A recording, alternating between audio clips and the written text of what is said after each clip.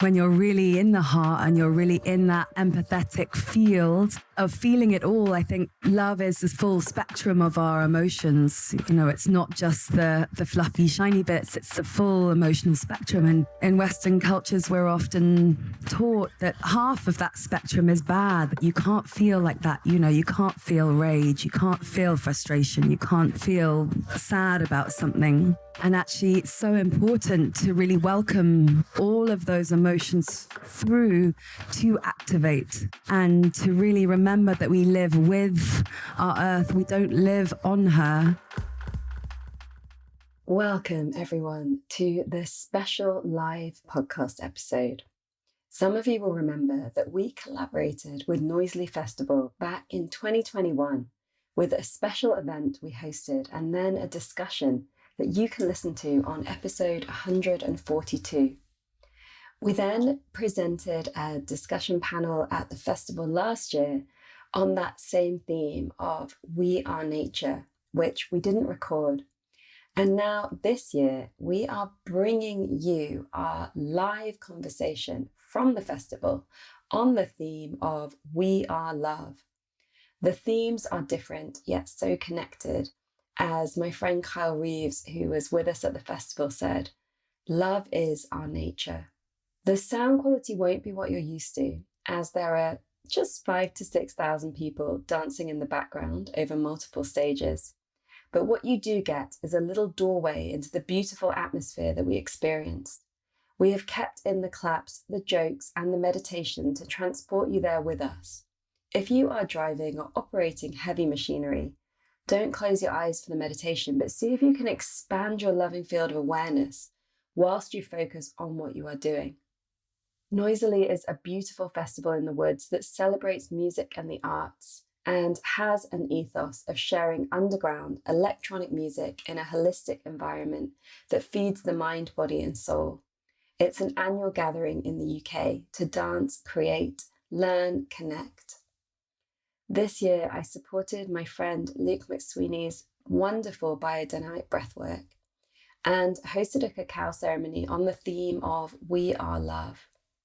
It was so beautiful, as most people who attended had never been to a cacao ceremony or drank cacao. You can buy our Create Beauty cacao from allthatweare.org/cacao if you want to bring this beautiful ritual into your life. Our cacao is sourced with love, and each bag supports the making of this podcast, as well as the communities that grow and harvest it. I have to say that I have been to many festivals, and this one is such a blast of heart opening and connection. A real joy, come rain or shine. I share more on the theme and briefly introduce the guests in the live conversation, but I wanted to share fuller biographies of these three beautiful wise souls here. Hely Cameron weaves her love of our beautiful earth, heart expansion, and embodied exploration into everything she does, sharing nature-inspired practices, bringing people together in community, and curating the Mind, Body, Soul area for Noisily Festival. With a background in sustainability, she co-creates and explores soft-rooted ways of being that receive, celebrate, and empower all hearts in this collective remembering of all that we are. Ilana Wetzler works as a transformational guide and facilitator. Over the past 16 years, she has led multiple global initiatives in heart-centered entrepreneurship and systemic change, while hosting over 1,000 experiences in transformational leadership and inner work.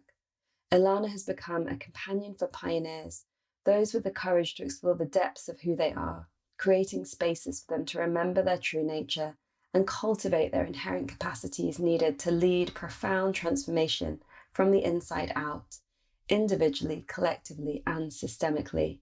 Whether through coaching, facilitating, or hosting, Ilana's work involves playing with and encouraging the transformational presence that is seated within and between all of us.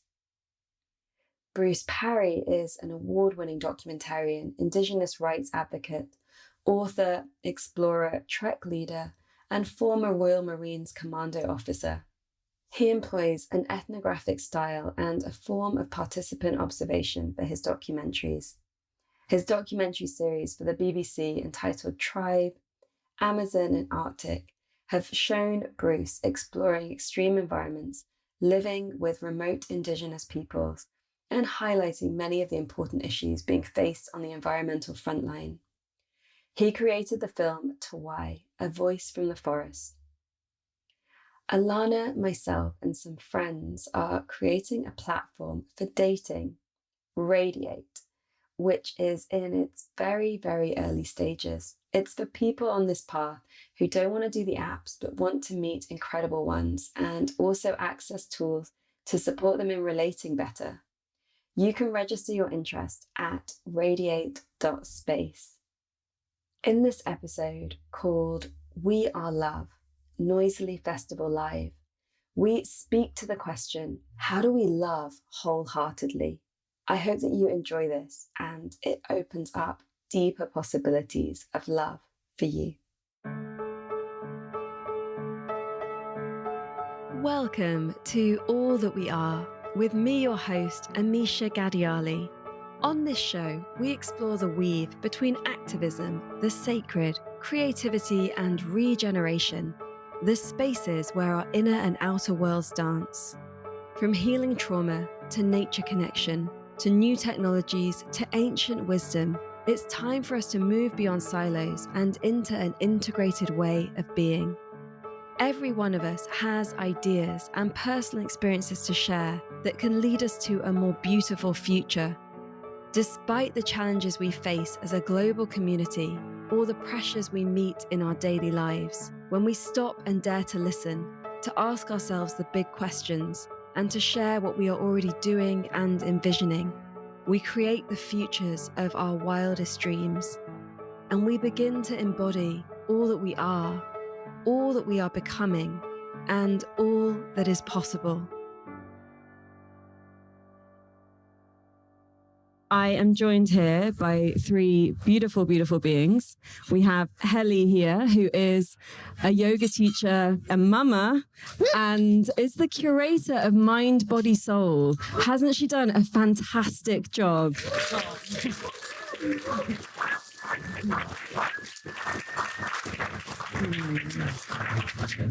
And then over here we have Ilana, who is a facilitator and coach who has vast experience of creating moments of deep connection for all kinds of people around the world. And I have to say, after spending this weekend with her, that, she is definitely certified for creating transformative, deep moments of connection and joy. So welcome, Ilana. And the man that needs very little introduction, it is Bruce, who you will know from the BBC, from Tribes. Who watched Tribes? Yes! Who watched, was it Arctic? Yes. Yes? Who watched Arctic? No one watched that one. Okay, never mind. And as you know, Bruce has traveled around the world, but he's had the amazing privilege of spending time with so many different tribes around the world, and he is here sharing his wisdom with us. So welcome, Bruce.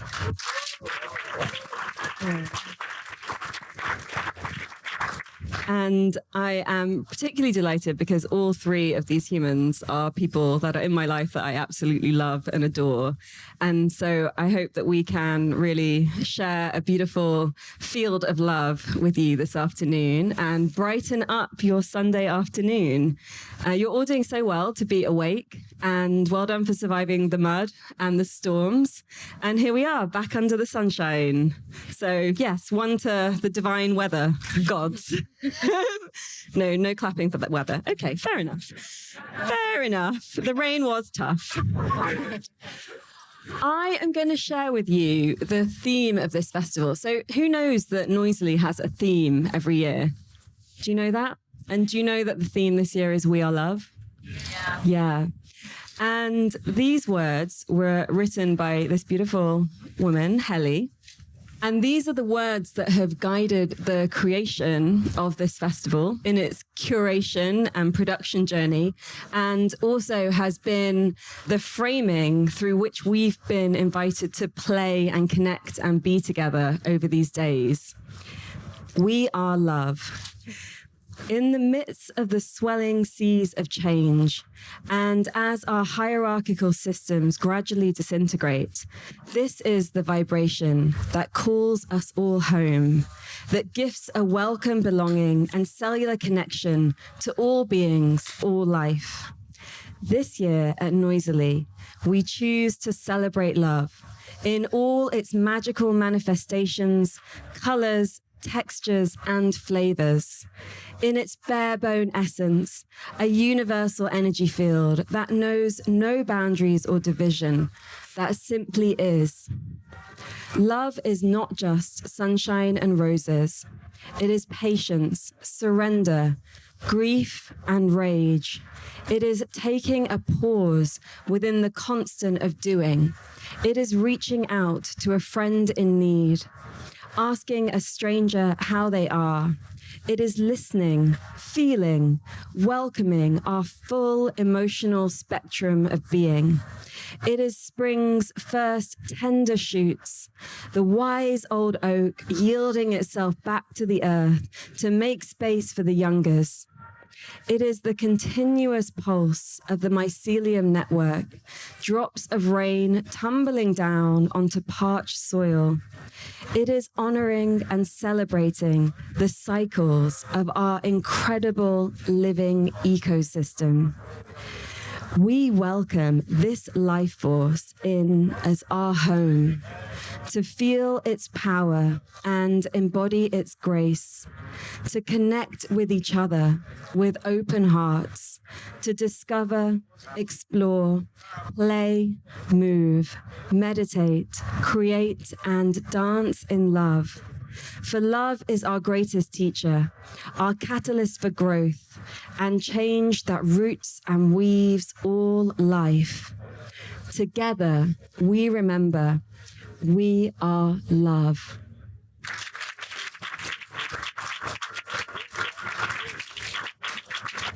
Let's close our eyes and, if you can, feel your feet on the earth. Straighten your spine. Let your breath deepen, soften. Feel the dance of the breeze on your skin.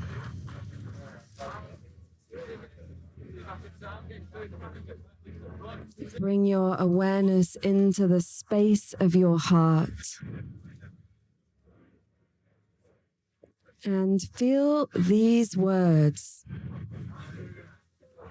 And feel the experience that you have had over these days.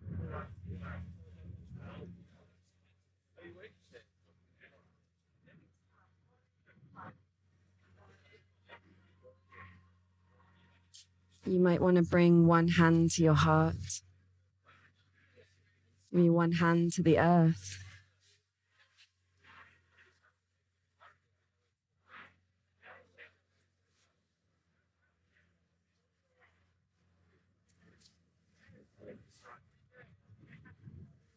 And as you feel your own heart, become aware of the hearts on either side of you. Inhale into your heart, exhale to theirs. Inhale back into your heart. Exhaling, now extending it to everyone that's around you, to all of the hearts on your row.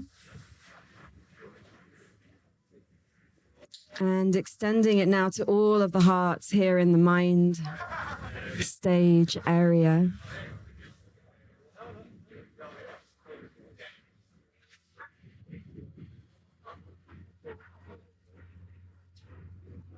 Letting yourself feel how this energy can move between us and how generative it is. On your next exhale, extend your breath out, this connection from your heart to the heart of everyone that's here at Noisily. Every single heart that is part of this co-creation.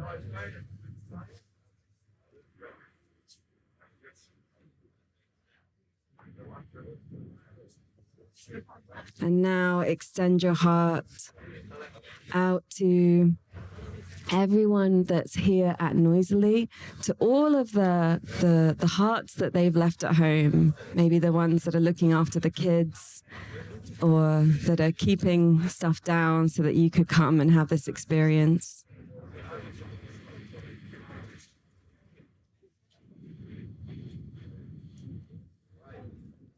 And now let's extend out to all of the hearts in this Leicestershire, Grantham area that don't quite understand what we're doing here or why we're here or why there's traffic and noise, but can feel something in their hearts.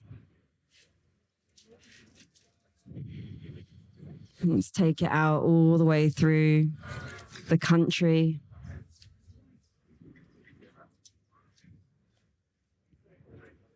And now through the whole world, all 8 or 9 billion hearts.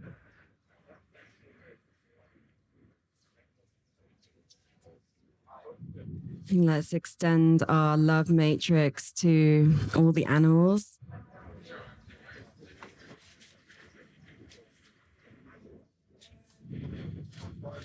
To all life. And now out to the aliens. If they are there. I am not saying.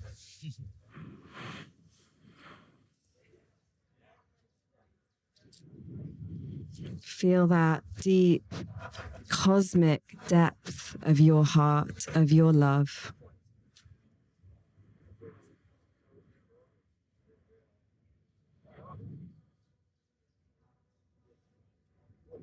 And now bring your awareness back to your own heart, to your own body.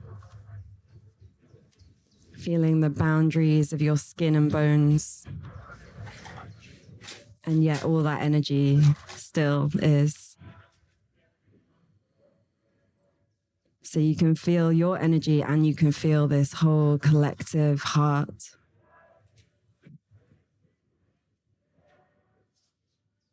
And now before we explode, gently open your eyes and have another look around at the humans. Look into some eyes, not for too long, just the right amount of time for it not to be weird. Okay, we are love. See you next year. Hely, you wrote these words and you were part of the team that chose this theme. What does it mean to you in this very moment? It really means community, a really present community who have woven together to create something really special and who are all part of this lived experience that we are all sharing now. And that every one of us here, every tree, every blade of grass, everything that is with us is present in this experience of love. For me, it's the energy of the toroid, which is the energy of the heart, which is always moving, spiraling, dancing. And when we're really in that energy field, we're in flow, but we're also tuned into all of life around us. It's the energy of the trees, it's the energy of the grass, the butterflies, the worms, the cosmos. And that's what's flowing through me right now after that incredible meditation of just, I do feel like my heart is about to pop as well. Just, yeah. Thank you. Brucey, what's alive for you? Hey everyone. Thank you, Amisha. Wow, that was so beautiful. And Hely, your words, extraordinary. Well, likewise, I'm just still here with that meditation and buzzing from the last couple of days on the dance floor. Love is a very complex term and it has so many meanings. And I guess the thing that I'm always wondering when I hear that word is, what does it actually mean? Where does it come from? How different is the subjective understanding of that in all of the different places that I've had the privilege of traveling? And what does it mean for me and all this? And I don't know if now is the moment to go into that, but that's what's alive for me, is like, what is love and how is it different for all of us, and how much of that is cultural and contextual, and how far does it go, and what's it applied to, all of these things that we have. Happy to explore that later, but that's what's alive for me at the moment. Ilana. My turn. I get to be on the receiving end of this delicious transmission, so thank you. Well, my heart is racing, and that's always a sign that it wants to just really be here with you. So that's alive and well. It's nice to know I'm still alive and well. And then I was just noticing while you were talking, just the trees started waving, like as if they were like, we're here, we're with you. And then the wind came in, and it was just this, I noticed that when I'm in my heart, I feel like I am all of this. And I am we, and I'm having a very felt experience of being a we with all of this. That's what's up. Beautiful. I feel like what's alive for me after being here, how different our life is when we are embodying love, when we have our love goggles on, and we're actually experiencing each other or all of life in this space of deep connection. And when we are really in that embodied love, that the insecurities, the judgment, the fear, the shame, the guilt, the questioning ourselves, it kind of just dissolves. Have you had those moments this weekend? What would it be like to live like that all the time? Is it possible? Louder for the podcast listeners. And with that, it's really interesting how like dancing really does connect us, and it brings us into that space of our bodies and connection and relationship with each other. Dancing is something that isn't like fully rooted in this Western dominant culture in a kind of everyday kind of way. And it's often tied in with escape, destruction, addiction, rather than just like dancing for the sake of being alive and being together and being multi-generational. And Bruce, I wonder what you've experienced around that, around places that you visited around the world where dancing is so much part of culture, or where you have experienced that kind of love feeling that we're talking about, that open-heartedness, that being in the heart, that we get these moments of, but is definitely not how our culture is designed. Yeah, wow. It's lovely you asked me that, because I hadn't thought about this group before coming here, but you've just brought to mind a group of people called the Benjeli, who I spent time with living in the Congo. And they're nomadic hunter-gatherers. They're also egalitarian, no chiefs, no shaman, no hierarchy.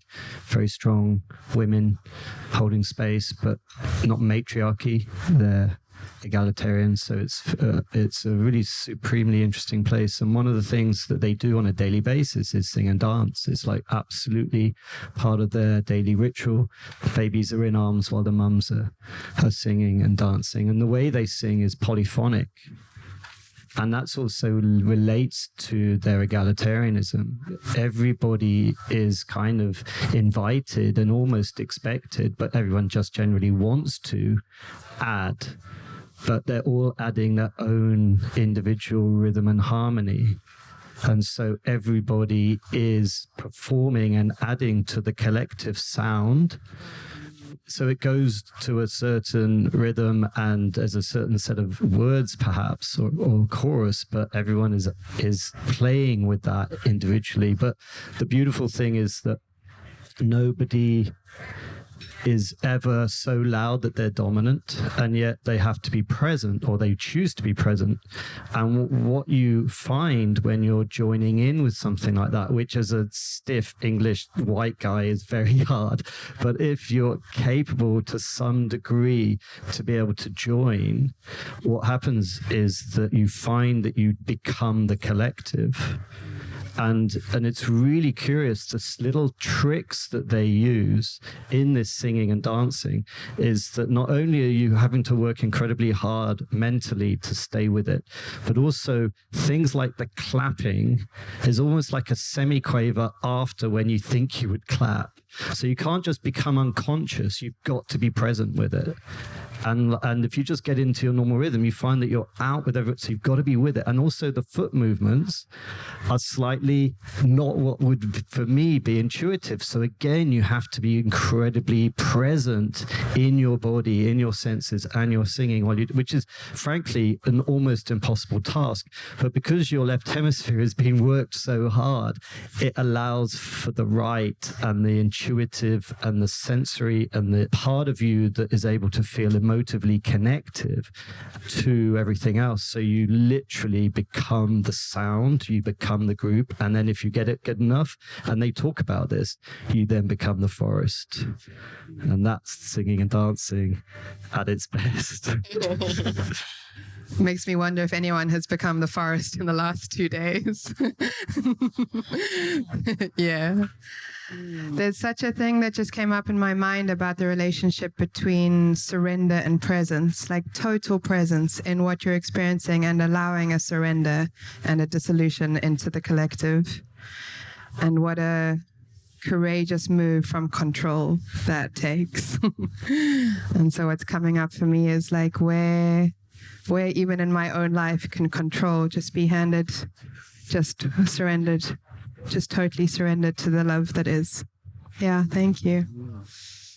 Yeah, I was just thinking about exploring how we use our voices and that kind of vibration, and how, you know, in our Western culture, we have this imposed kind of comparison as to how our voices might sound. Oh, you know, I can't sing, I haven't got a good voice, or whatever the story might be. And actually how powerful it is when we sing to our own selves, to our own bodies, we sing to the trees, we sing to life, and we totally lose ourselves in that practice. And then it just becomes about the vibration, and that vibration is our home. Our voice is, you know, our home vibration and frequency. I personally dance with my son. We have about 20-minute dance every morning. And it is just the most fun, wild, full embodied love experience to share together. I notice on the days that we don't do it, that I'm less in my body, I'm less in my heart. Things might not quite flow as I would have liked them to. So yeah, dancing and singing are such important practices. And I think we forget, because they can become this feeling of comparison, of being, you know, of comparing ourselves to others, which is totally not what they are about in their bare essence. And yeah, so thank you for sharing that, Bruce. Yeah, thank you. You talk of resonance, and I think that another thing that I've noticed from my travels is that actually there is an element to the singing in particular, and also the dancing, that where the resonance is also a healing. And we are full of these cavities. That's where we are finding the right sound wave that is the thing that we project out. And there will be differences in whether you're finding that resonance from your forehead, from the back of your throat, from the chest, from the lungs, all these different places. And so we can play with that. But also I've seen that definitely being used many times in healing, where people will sit around and sing to one of the tribal members who is not well. And from our Western medical scientific perspective, that seems slightly naive and maybe not very, a little bit backward, but I truly believe there's something very beautiful and very powerful and real and tangible in that. I know from my own experience, I did a clown course many years ago, and every morning as part of, for 2 weeks, for part of the practice, we were doing sound therapy.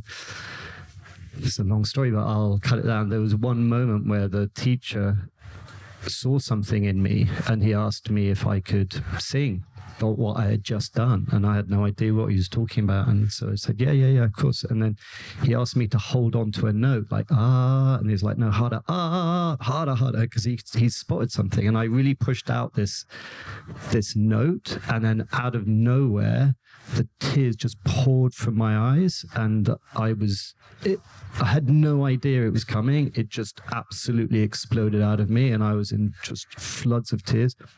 And all I could see in my mind's eye was like the tar sands and all of this destruction of the planet that I had just literally only a year before witnessed on one of my journeys of nature being turned upside down. And that, for some reason, has been carried inside of me, and that one note unlocked it and it all came out. So I'm a believer in sound as a healing modality. It's extraordinary that sound is also the last sense that we retain when we're dying. And a dear friend of mine was telling me about his father dying recently and had stopped speaking.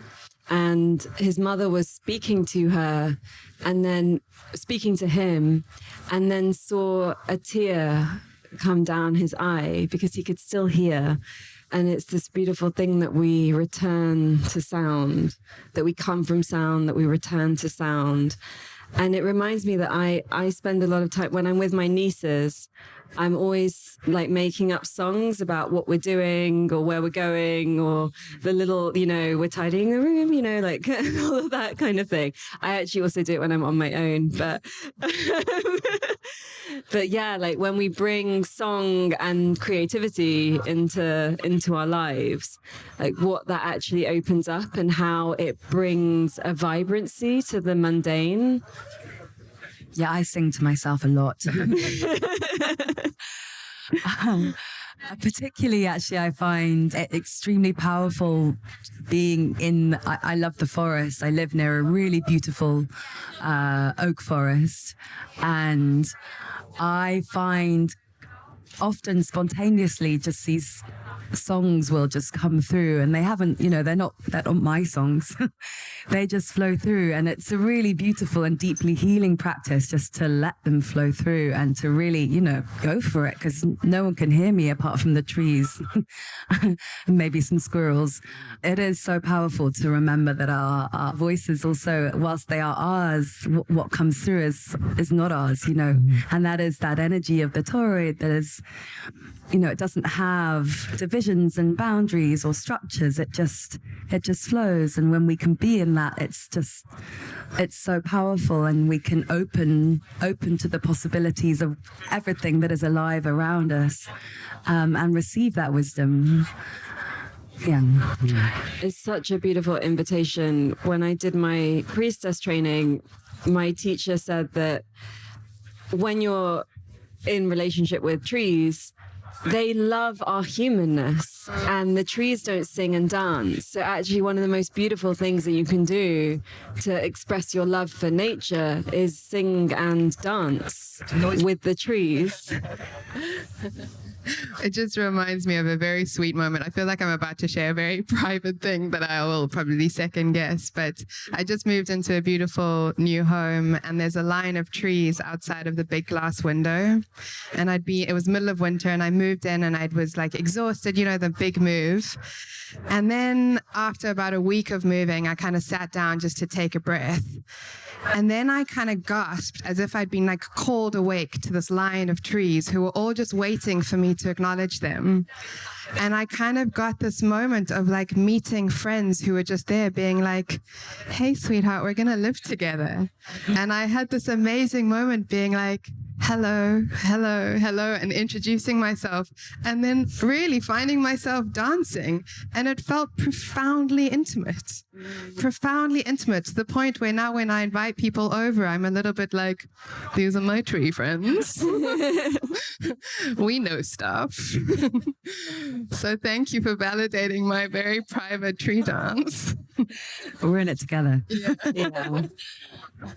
Bruce, you mentioned the pain of what we're experiencing as a global species and the extinction that is most probably inevitable.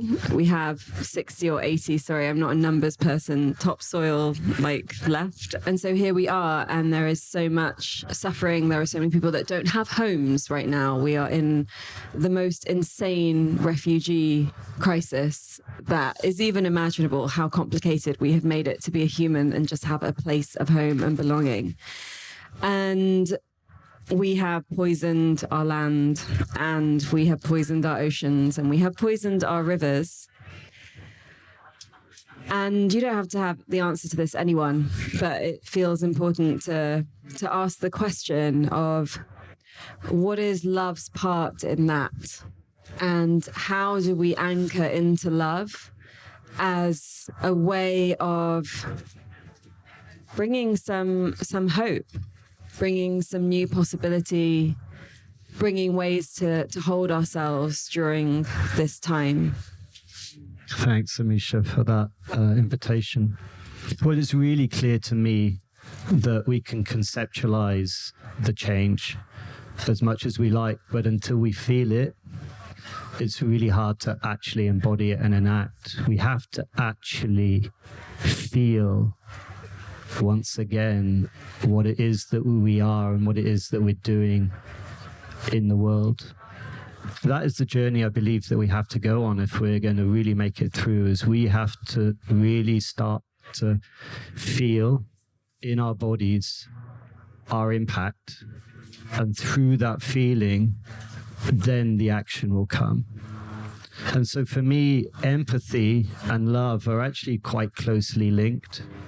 I think that me feeling your pain is its own activation for me to try and stop your pain so that I'm not also feeling your pain. And we understand empathy with loved ones, but we have to expand that empathy out into the wider world, and we have to expand that empathy out to the landscape and the forests and everything. And then once we feel an empathic, loving connection with the world, then we can't witness the destruction in the way we can, because it pains us so deeply. And I think that that's the journey we need to go on. And of course, we have the tools, the tools are there. Many spiritual practices have tools that invite us to feel more deeply, whether it's meditation or drumming or dance or singing. All these things are part of that package. And the indigenous peoples of the world offer us insight into how to take that and apply it in an environmental way. And that's what's needed. But as we all know, I mean, here in the Heart, Body, Soul, I'm not saying anything that people don't know, but as we I know... love how you just said heart, body, soul, and just totally missed out the mind there. You turned the mind into the heart. Okay, so maybe that's it. Maybe we need to rename. Yeah. I do apologize. We're in the mind as well. Okay, my lord, I've totally missed that bit. No, it's beautiful. I think we're in the It's heart. beautiful. They say the hardest journey is from the head to the heart. We just did it. Oh, my lord. So there are practices, but we know how hard it is ourselves to go and sign up to do the ayahuasca retreat. We know how hard it is to literally sit in meditation and allow for the traumas that are inside of us to be felt. And in some ways we're the lucky ones because we started on that journey, but how many others, we have no idea how difficult their traumas are. We're all running on our treadmills trying to avoid our own feelings, and we live in a society that doesn't invite that. It actually tells us that shit's dangerous, don't go there, keep moving. So the narratives of our society are vital for us to readapt and reevaluate and change, and we have to be the avatars and the stalwarts for change, but we also have to have the compassion that we're a wounded people and we are carrying so many traumas of our dislocation and our breakup of society and community, and so we're troubled, and the impact on the planet is a symptom of that, I think. There's a whole book there, but I'll keep it short. So yeah, for me, love and empathy are very co-joined, and that's what's required for our ecological salvation, is to feel and be in our bodies, something like that. Yeah, I think just to pick up on that, this severance from our land and the toxic patterns of behavior that have become so normalized, through all of these big institutions to just simple ways of being that are founded in this separation. And that, for me, is where love is so powerful as a life force to come back to, because as Bruce was sharing, when you're really in the heart and you're really in that empathetic field of feeling it all, I think love is the full spectrum of our emotions. It's not just the fluffy, shiny bits, it's the full emotional spectrum. And also in Western cultures, we're often taught that half of that spectrum is bad, that you can't feel like that. You can't feel rage, you can't feel frustration, you can't feel sad about something. And actually, it's so important to really welcome all of those emotions through, to activate, and to really remember that we live with our earth. We don't live on her. And that is the shift that every being is invited on. And I know everyone here can feel that and live that and breathe that, but I guess that is what we take out into the outside world, and it is magnetic. I think the more of us that are practicing that, the more others feel that, and you can't, it's not a mind.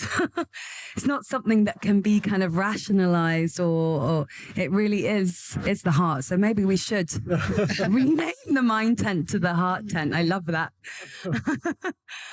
And that's just what kind of came through from what you shared, Bruce. Yeah, to just jump on that, I think just reminding me so much of my own journey, which is my relationship with life and nature, and my relationship with my own self and my own being and my own body. And I saw one of those Instagram viral things the other day, and it's like, if somebody were to give you their body to take care of with the greatest love and reverence for the next year, how would you take care of that body? How would you love that body? How would you speak to it? How would you mind it? How would you sing to it? How would you really, really tend that body? And then extending that body to the body of relationship, to the body of nature, to the body of earth. And Hely, I think just what you reminded me of is that love is the embracing of all that we are. That is a fantastic name for a podcast. It beats The Future is Beautiful. Well, same. It's really nice. And I went on a retreat a few years ago, and love was very easy for me, this kind of anemic type of love that Martin Luther King Jr. would speak about, love that doesn't have power in it. And I went on a retreat where I really had to just get into my body and get into my movement.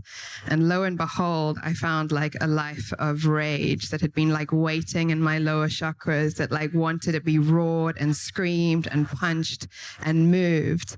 And it was so hard for me to accept that I had that in me, that I had those aspects that I didn't know, because it was really nice being light and love. It was delightful. And then what I found after that had been moved through my system, my capacity for love was exponential because that was within me and available, and I could be with that. And the more I can be with that with myself, the more I can be with you, the more I can be with the we.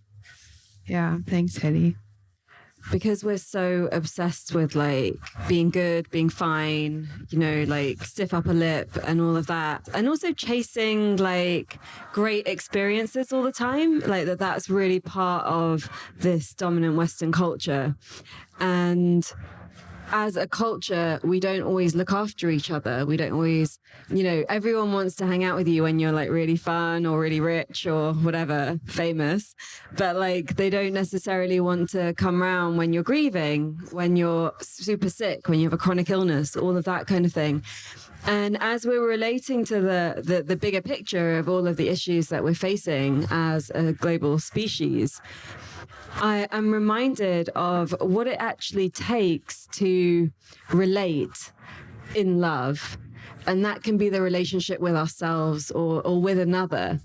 Ilana and I were at a glorious wedding last weekend, and they are people that love to come to Noisily. So these beautiful people, Ronan and Gaia, they shared their vows, and we had this beautiful community co-created wedding, which wasn't just about the celebration of like the sheen of their love, but it was really about the 7-year journey.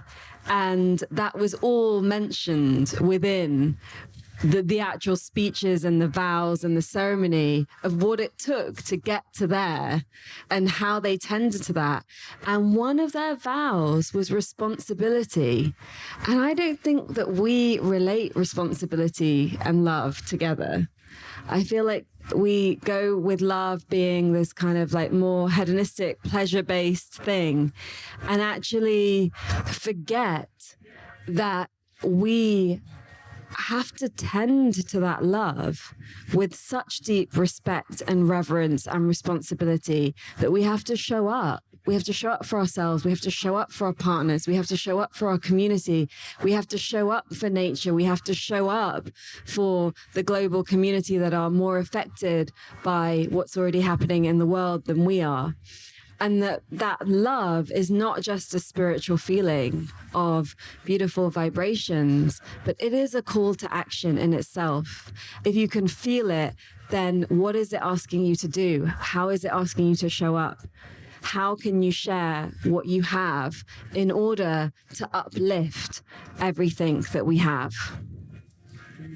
Yeah, wow, that's wonderful. I really appreciate that. The call to action, it's interesting. You talk about how we've understood the word love, and it's something that I was thinking about before coming here, that so often in the high street, love is just a purely romantic term. It doesn't have any of what you've just described, which is, of course, what we all aspire to, and that's and thank you for that. But in so many ways, love is, in our society today, a romantic term. I think Jung wrote quite interesting stuff on this, whereby he described that what we consider to be romantic love is kind of a psychological wound that some other person manages to fill up for you, which is why you get this extraordinary sense of wholeness when you're in that person's presence, and that thing that they give you is this deep magnet that you can't be without, and that's this extraordinary thing that starts wars and that all the poetry is written about. That is what we often confuse with love. It's actually a psychological wound. I don't know who that, I mean, I'm being rather simplistic, but bear with me. Who's experienced that? Oh, yeah. All of you. And one of the most powerful forces on the planet. I mean, it's like one of the happiest moments of my life, but one of the interesting things about it is, of course, that it has a sell-by date, because sooner or later you feel that for yourself, and that feeling is transient, it's gone. And often, if that was the only basis for your relationship, then that causes its own complications.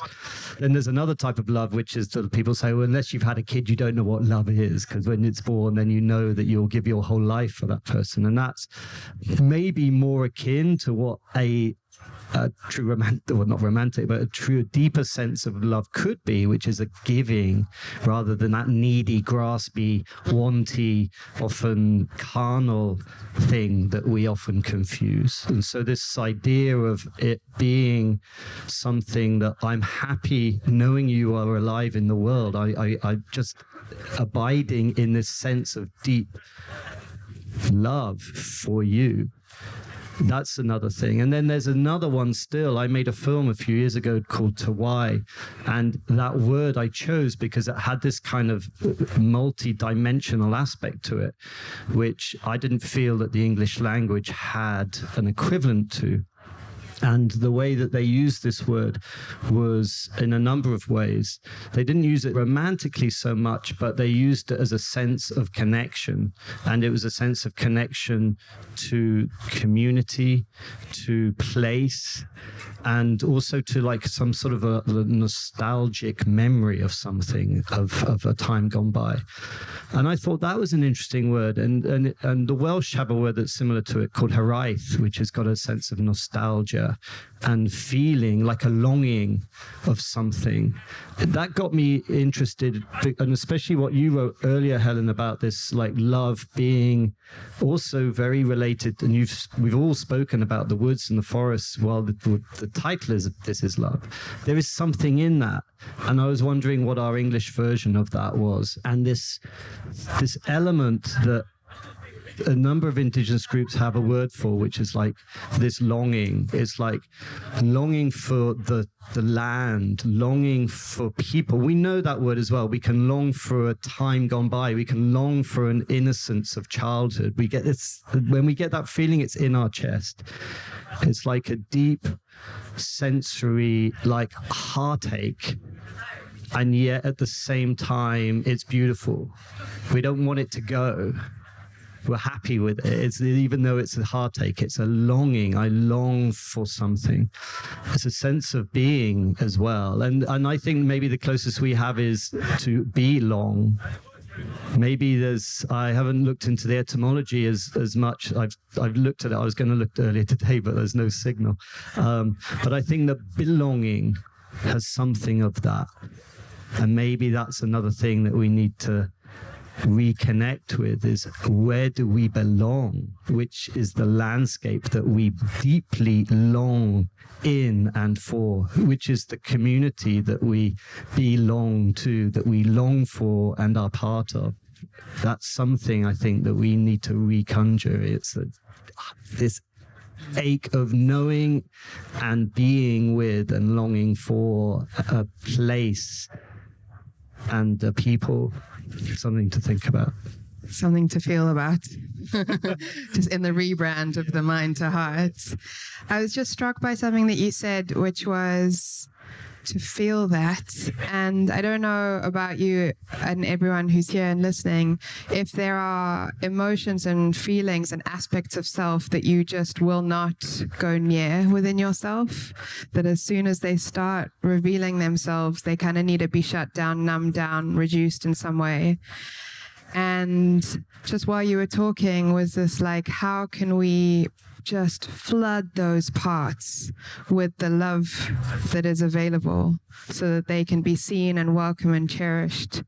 And I was thinking, just because of this extraordinary world that you've created, there's so little judgment here in my experience. And so what is it like to be in a field where judgment isn't the dominant language? And what are people wearing and what are they doing and what do you do for a living and how and it's just like, oh, fellow companion on this earth, beautiful. How is everybody this beautiful? How is everybody this beautiful? And what happens when judgment is removed out of a system? Like, love's just there and available.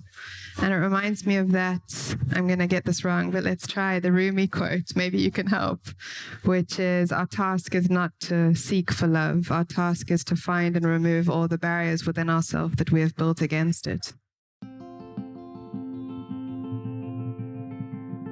Thank you for tuning in. If you are enjoying this episode, do join our membership. For a small contribution, you can be part of our community, where we deepen the conversation and offer spaces of learning and embodiment. As a member, you are a patron supporting the making of this show, keeping the episodes full length, free and accessible for all. And you receive a number of benefits, such as monthly soul space, going deeper sessions, access to our library of workshops, and discounts on all our online and in-person experiences. Our membership is what makes us able to make this show and stay advertising free in a world that is always trying to sell us stuff we don't need. Head to allthatweare.org/membership to find out more and join today. Hely, I want to ask you about being a mother. Bruce mentioned parents and the love of a parent, and it is interesting that we are at this time in dominant Western culture where many people are delaying having children, delaying it kind of in a sort of exponential Peter Pan-esque way. We have fertility issues. We have people choosing to be child-free because of climate issues, and also because of a sense of the sacrifice of living free and getting to do what one wants and all of that, as well as economic factors. There's a lot going on there. I'm kind of curious because that love that you experience as a parent, as we don't have the same level of that in our society, I'm kind of curious as to what that's doing. This isn't like a foolproof theory, because I just also remembered that Boris Johnson has an unknown amount of children. Hely, you have a 2-year-old and you have here baby that you are growing whilst you've done all of this. So, wow. Can you tell us what it feels like to be a mother and what that love is and how that love shapes how you experience the world and our future? Well, it's a big question. I feel becoming parents has been the biggest gift and honor and responsibility. And the first feeling is a full body love that bypasses the mind, that bypasses any of those anxieties that I might have had about my freedom, also becoming a mum, an older mum, and having had a very free existence before. There was definitely, those anxieties were definitely present and alive for me. And all of that went out of the window upon meeting my son, even actually before he was born. And it's a great kind of, it just dissipates all of those kind of boundaries, structures that you kind of placed around your life that you thought were really important, and it reprioritizes everything. And suddenly your boundaries become really embodied and they become really clear. It's either a full body yes or it's a full body no. And if it's not a full body yes, then it's a no. That is something that I've really noticed for me, the shift. There isn't the time so much or the energy to indulge in those kind of squirrels and stories of the mind that take us out of our body, that take us into our stories or out of our actually embodied power. So it has been the most beautiful love gift that I feel so grateful to have received and to be living. Yeah, I think that's about as succinctly as I can put it. Thank you, Hely. Feels like there's an invitation there for everyone to go and make some babies, make some love, make some babies. Just love what you said about you get a full body yes, and I don't have children, and so have to have had cultivated how do I have access to a full body yes without that. And I heard this beautiful line the other day which goes, may anything that is out of alignment for you become intolerable. It's harsh, but what an invitation to listen to the body's wisdom and the body's knowing and the body's trust of self, and to learn to trust oneself at the highest level of what alignment is.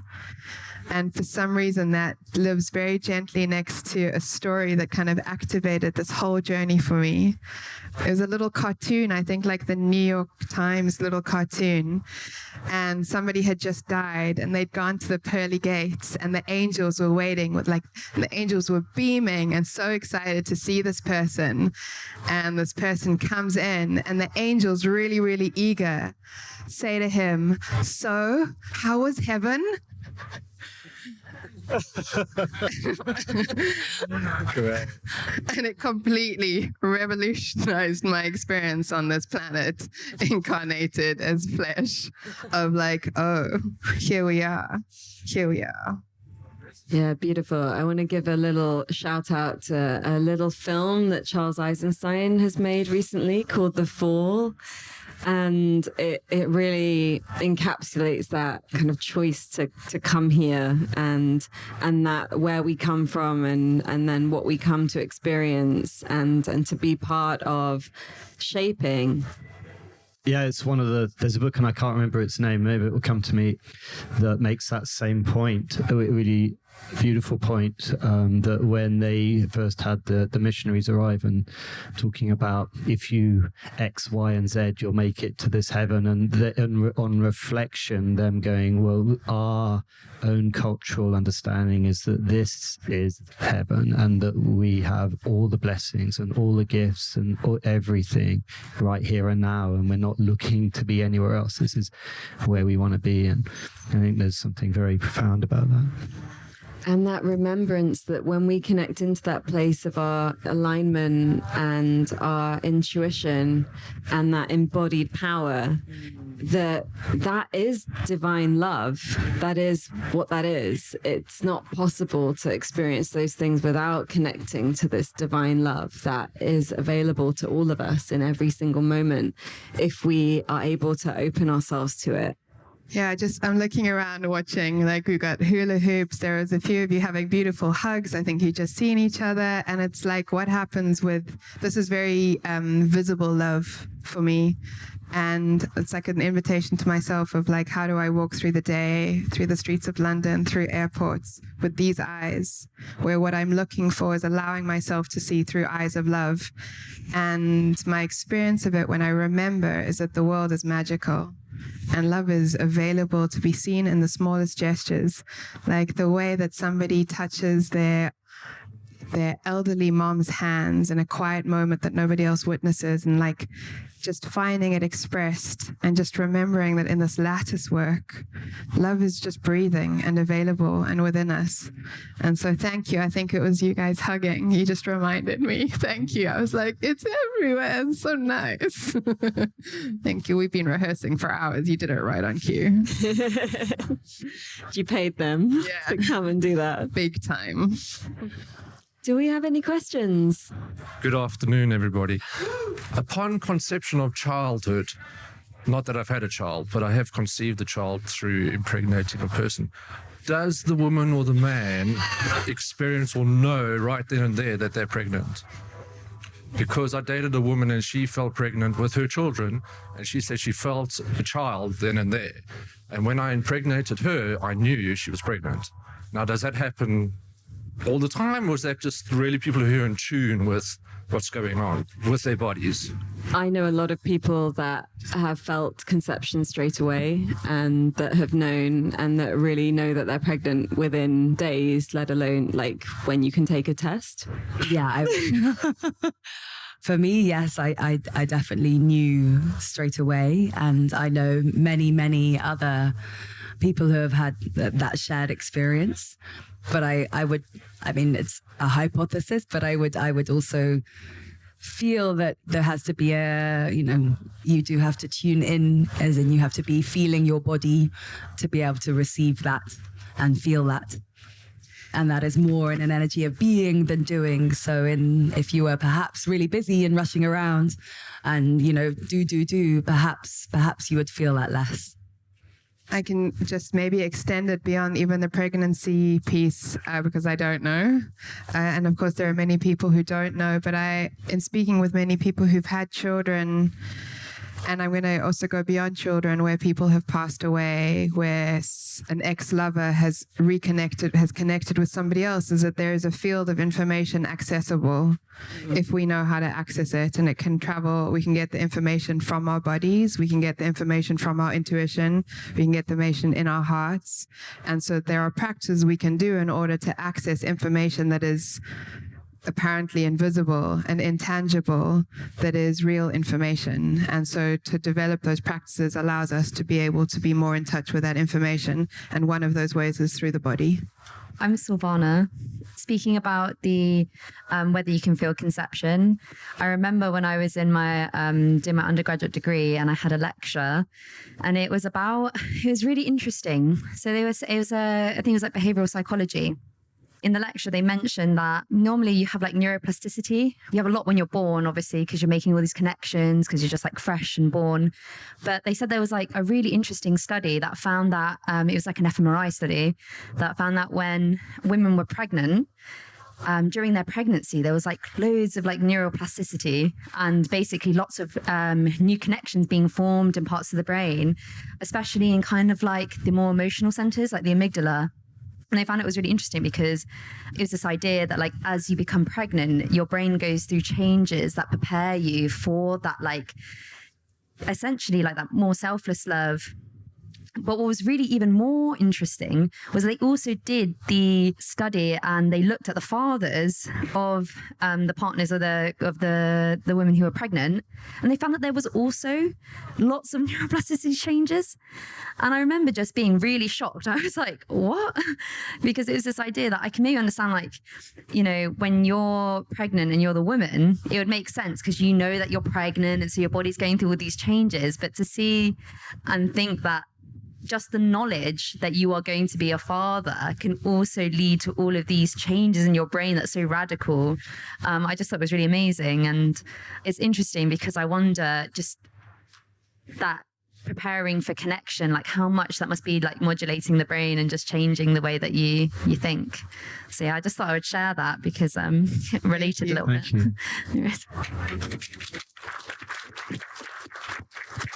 It really sparks like the intelligence of our becoming, like how incredible that each of us came into being. And we have this narrative in our culture that, you know, it's survival of the fittest and the sperm that can swim the fastest is the one that fertilizes the egg. And actually recent studies have shown that the egg chooses the sperm. So the egg actually knows which of the sperm is the one that it wants. It's quite amazing, the reframing of this miracle that is how each of us are here. Hi, I'm Ava. So I have a question, but one little thing to add about the conception thing. If you don't want to get pregnant, something I used to do was just ask the souls, say, I'm really sorry, the door's closed today. Please don't come. And so long as your partner has the same vibe, it works, I think. Along with wild carrot seeds if you don't want to take hormones, which I can't. But my question... These are the things that Big Pharma do not want us to know. Just talk to the soul. Yeah, and yeah. How many wild carrot seeds? A tablespoon straight after it dries, and yeah, it works. But you have to believe it for it to work as well. So my question was, if we do open to this love and it can make us feel very raw, and, you know, I cried quite a lot in the cacao ceremony. It was quite emotional. In the tribes where you've been, I guess everybody there has the same presence. They're all living in this same thing. In our society, we're not. So if I'm walking around my life, like here, it's fine, I'm safe. If I'm working in a bank, I don't, thank God, anymore. I couldn't do that kind of life anymore because it got too toxic. But my question is, how do we live like that and protect ourselves from people who are not loving? And unfortunately, there are still quite a lot of them, and they can be quite vicious. And if we're too raw and too open, sometimes they can get us before we've noticed that they're coming, and then they can cause damage. So how do we use that love to protect ourselves as well? Does that make sense? Great question. Ilana. You got it. Such a great question. Thank you for speaking to all versions of me with your question as well. I can only answer from my own experience, and then maybe if you want to jump in or if anyone else has experience for this. So there was something about learning that being in a state of love isn't only being raw, that is one aspect of really vulnerable and intimate, and it's beautiful. There is another state of love that is just being in full power, like my soul's radiance is so expanded out of me that it becomes its own radiant buffer. And I can tell you a few practices that I do. If they're useful, they're yours. So one is I absolutely wholeheartedly prioritize my nervous system above all else. And so I take as much time as I need to make sure that this nervous system is regulated. So as soon as it's activated, it's not how do I solve this thing out of here? It's how do I come back to my breath, my body, my being, my strength, my power, my roots. And then in the same way you say to souls, not today, it's possible to do that with energies and humans, and to really develop a protection of your own energetic field, and to speak the language of energy. And how do I expand my own energy field in order to only allow that which is serving my highest in and keeping everything else out, and to give me my own power in order to be able to discern. And I think the word that I want to offer is the word practice. That this is not, oh my God, I'm done. It's like in the same way you don't do one yoga class and then you're like, oh my God, I'm so fit and supple. This is like a daily practice of becoming more of oneself so that you can hold that for yourself, in my experience.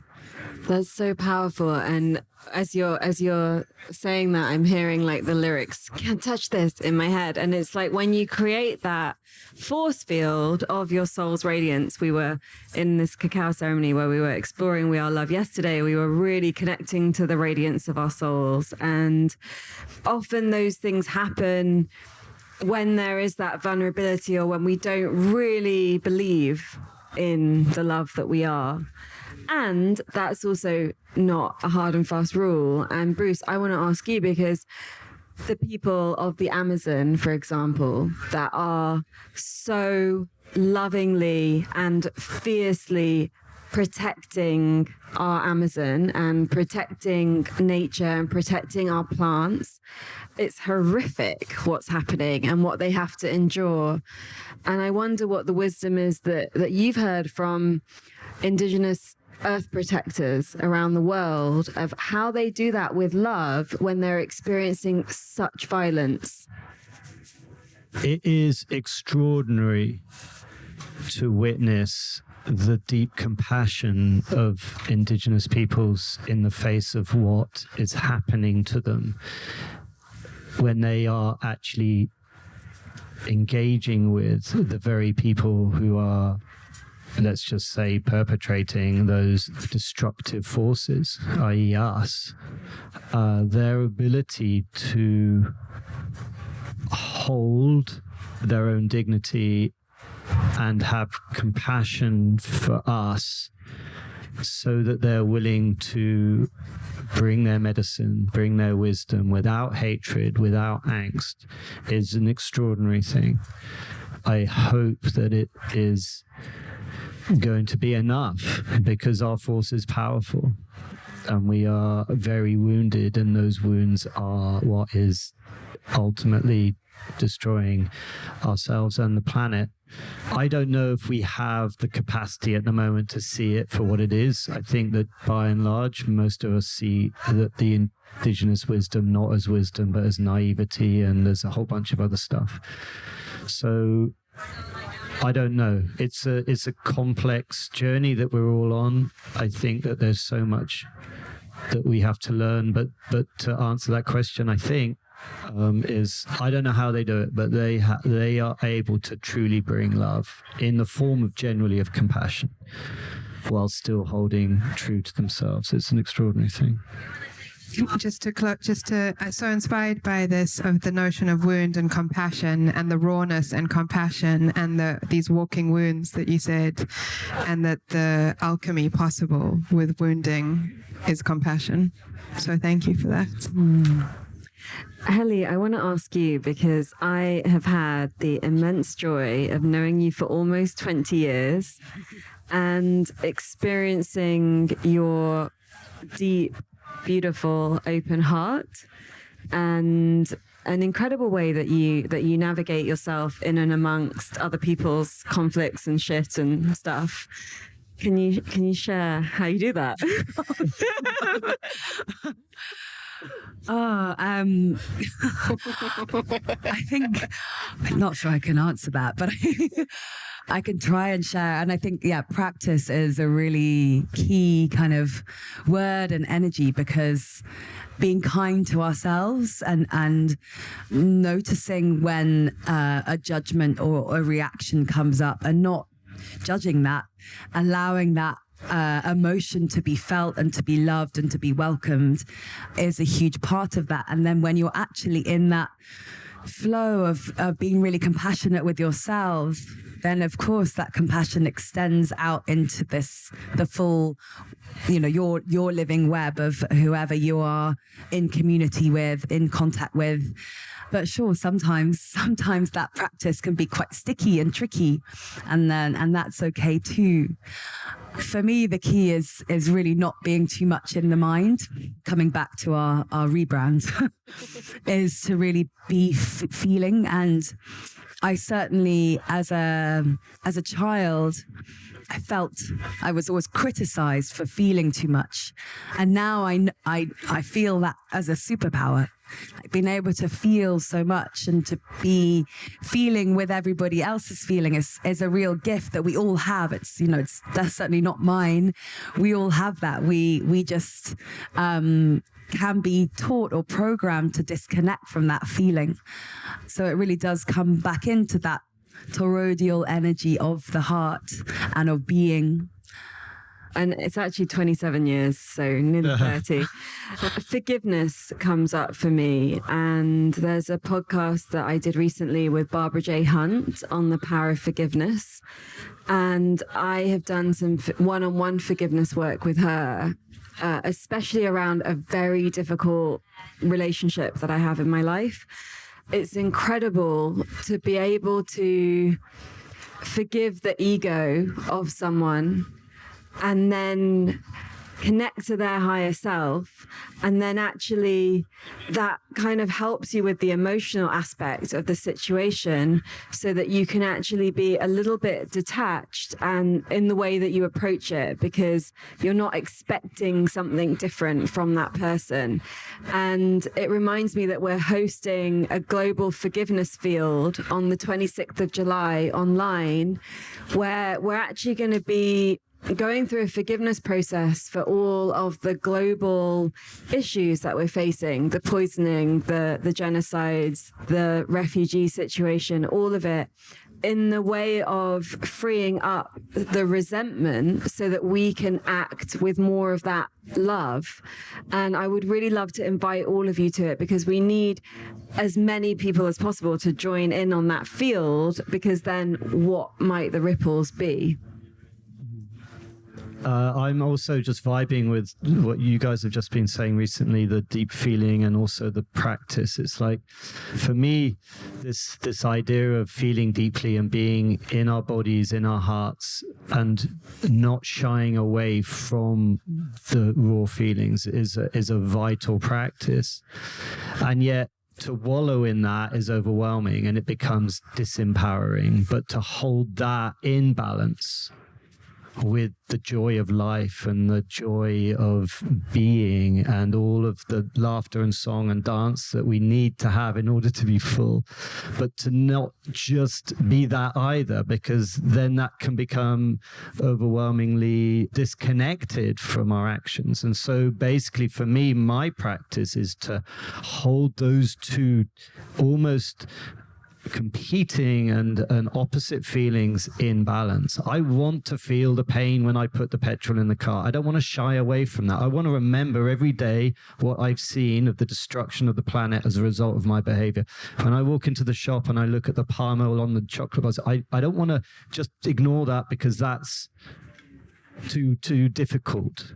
I want to carry the pain. I need to carry the pain. It's vital for me to feel my impact on the planet on a daily basis. But I don't want that to be such that I just become a dribbling mess of inability because everything's too difficult. So to balance that with the joy of, hey, I didn't start this. I didn't do this. I don't want to beat myself up about this. There is also joy and love and happiness and laughter and song and dance that I can find, but it just has to be in balance. And for me, that's my practice. So my question has kind of just become more of a thoughts and conversation as you've answered a lot of it. But I was thinking about the conception thing and then what it feels like to be a mother and identify completely. And my children are now 32 and 29 and how that journey has changed or been challenged along the way because people make choices or do things that are not in line with what you would hope. And I was thinking about Boris Johnson and I was thinking about all the people and how to practice and try to continue. How do we love Boris Johnson? How do we love the people that do things that are not in line with what that are feeling right for us? And then I was thinking about the Amazon and here and how easy it is to practice the way we live here or in the Amazon in a closed community, but out there in the chaos, how hard it is. I mean, you have all sort of touched on that with forgiveness and patience and understanding and consideration and, just all of those things as love as well. But maybe, and it's not a question now, but maybe it was just that thing of recognizing that to have acceptance for the shadow, for the dark out there without judgment, and just still to just do the best we can. Like you said, the petrol, the palm oil, the things that are just part of our lives. And we can choose to do less or maybe how do we love ourselves and forgive ourselves for our behavior when we are not living to our truest selves because of the world we live in? There's a question. Beautiful. What's your name? Claire. So we have 5 minutes, and what I'd like each of you lovely people to do is answer that question with a kind of summary of We Are Love, and also share how everyone here can connect with you deeper, what your offerings are in the world, what your websites are, and all of that. Ilana. Sure, thank you. And thank you for such a beautiful question. Where are you? Hello. The words that are coming to me is as within, so without, as within, so without, as within, so without. And so what comes up is the idea of community. So here's a community.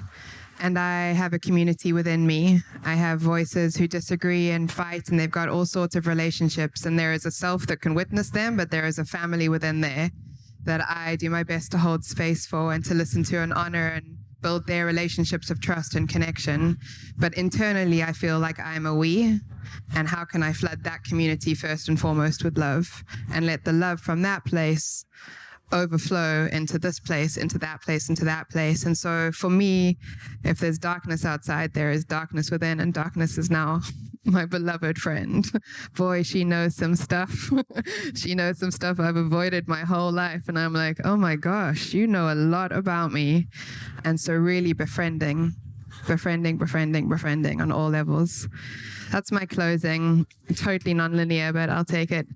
And maybe just a final piece, which is just on that, which is imagine in the judgment or the shadow comes. For me, it's always what comes after that. That's always going to come. But if what comes after that is an extra layer of shadow and judgment, we've got compounded. But if what we've got after that is compassion and love and grace, then judgment is held by compassion, love, and grace. So that's what I try and practice as a very fallible, very human being.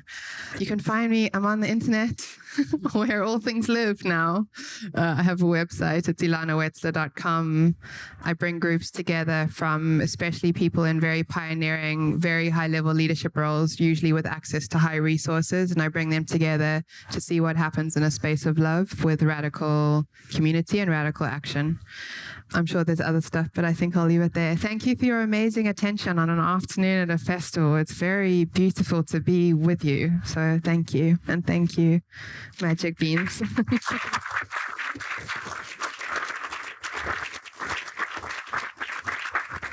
Bruce. Beautiful question. Thank you. How do we love Boris Johnson? Actually, I do have an anecdote. A friend of mine happened to be in a pub when he rocked up once, and she, who is a powerful being, and her 3 friends, all whom are women, decided to go up and ask Boris if they could say something. Remarkably, he said yes, and they sang to him. And they sang him a truly deep and profound song. And I wish for this moment that I could tell you what it was. But I know when they told me, it was so poignant in that it was just about love.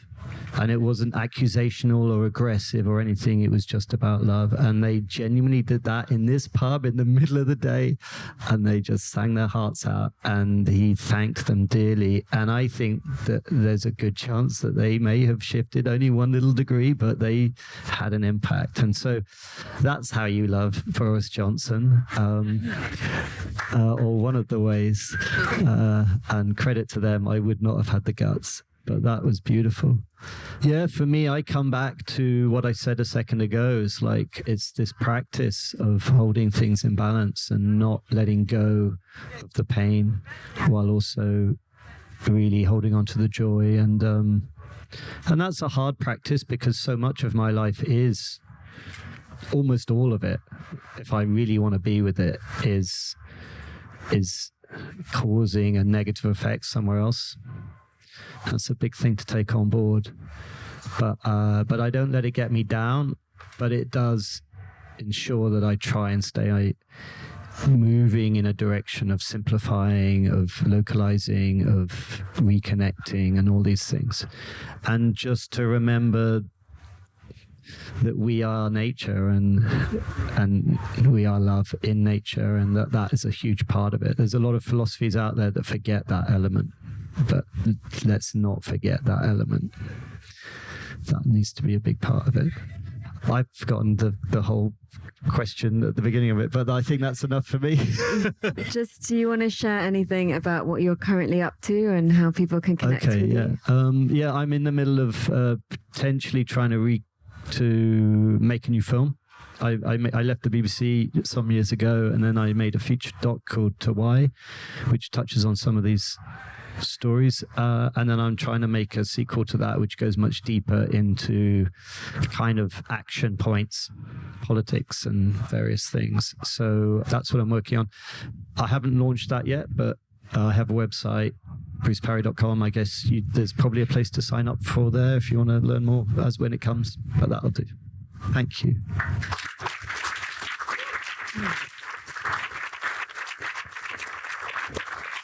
Hely.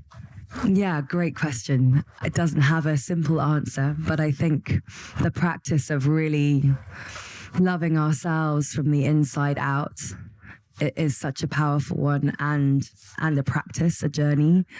What also came through was the element of trust, of trusting and believing that we are here now in this lived experience, in these bodies, that we're meant to be here, and the experiences that we're having, and the issues and troubles and toxic patterns of the world that we are meeting, we are meant to be meeting, and that every little way of being that we can share, every way, practice, every moment of love that we share with others has a ripple effect.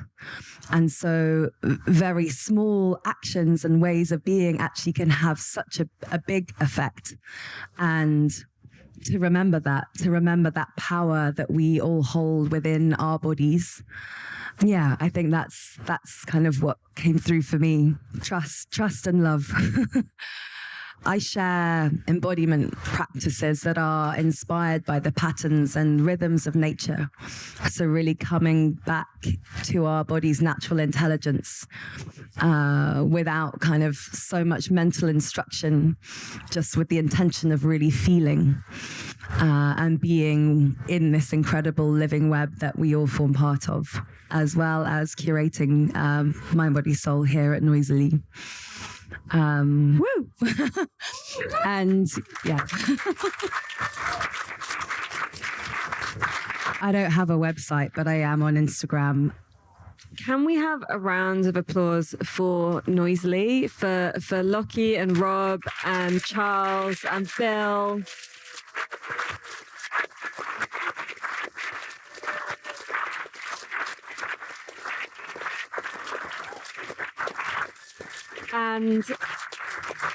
And really, I feel like what we experience here is we can really feel some friends with shared intention and the wider community of friends that produce and create and really pour their heart and soul and bodies, maybe their minds, into this co-creation. And we all come here and we feel it, and it really is an exquisite festival. And you can listen to my podcast, which is called All That We Are. And there are now around 180 episodes. So that will keep you busy till next summer, get you through the winter. And I also offer one-to-one work, which is around shifting subconscious patterns and opening the seeds of our being, of our innate being.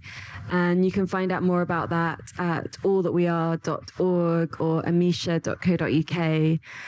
Thank you so much for being such a beautiful, loving, attentive community for us to share with. And it's really been a deep honor to be here with you all and to be here with these three beautiful beings, Hely, Bruce, Ilana, and all of you. So let's just give everyone a big round of applause.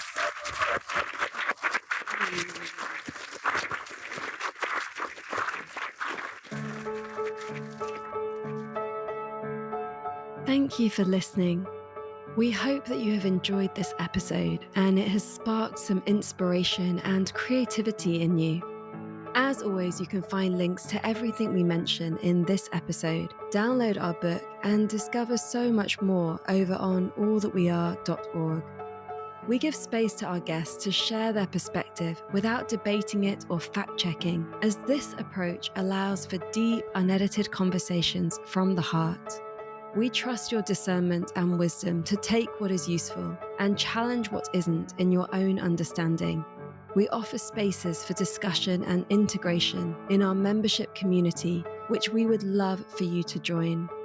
We don't believe in selling you things you don't need through this podcast, and so it's made possible by you, our beautiful community. If you loved this and would like to connect more deeply with us, please join our membership. You choose what you contribute based on our sliding scale, and you become a patron whose support makes this podcast happen, as well as receiving access to a library of many resources and invitations to nourishing events. Please also hit subscribe and leave us a review wherever you listen so others can find us. This podcast is made by an all-female global team. Me, Amisha Gadiali, producer and host, Anna Greta Folderbach, who crafts the words that accompany each episode, and Mary Chan, who edits the sound so skillfully. All That We Are celebrates all that we are already and the untapped potential that lives inside us. It invites the full power of the more than human world, nature, the unseen, our ancestors, and our future generations.